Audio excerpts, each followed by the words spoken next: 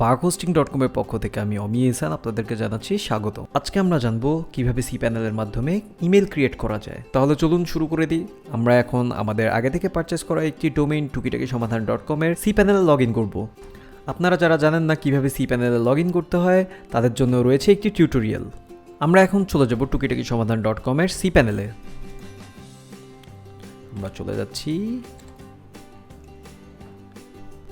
এই যে দেখতে পাচ্ছেন টুকিটাকিসমাধান.com এর cPanel। এখন আমরা লগইন করব।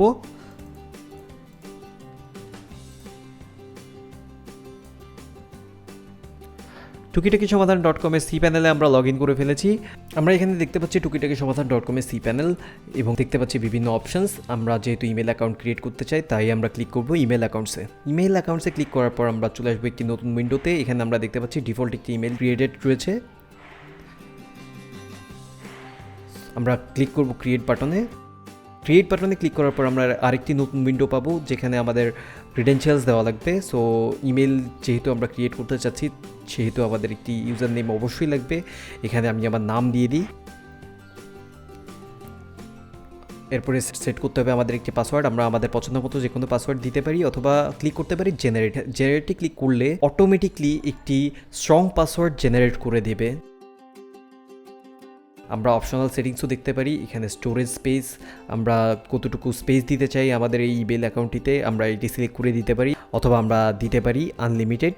আমি আপাতত 1 GB জায়গা আমার এই ইমেলের জন্য বরাদ্দ করলাম।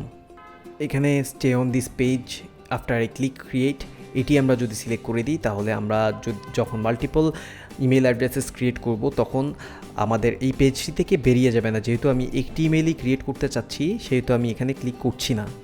তারপর ক্রিয়েট বাটনে ক্লিক করার পর অটোমেটিকলি আপনার ইমেলটি ক্রিয়েট হয়ে যাবে। এই যে দেখতে পাচ্ছেন omi@টুকিটাকিসমাধান.com একটি ইমেল আমি তৈরি করে ফেলেছি আমার ডোমেইনের আন্ডারে।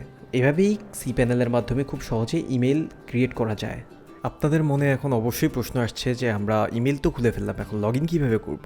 লগ ইন করার জন্য প্রথমে আপনাদের ডোমেইনের নামটি লিখতে হবে ওয়েব ব্রাউজারে। তারপর ডোমেইনের নামের শেষে একটি স্ল্যাশ দিয়ে ওয়েব মেইল লিখতে হবে, অথবা আমরা ইউজ করতে পারি কোলন দিয়ে 2096। এন্টার প্রেস করলে চলে এসেছে আমাদের ওয়েব মেইলে লগ ইন করার পেজ। এখানে আমরা আমাদের ইমেল অ্যাড্রেসটি লিখব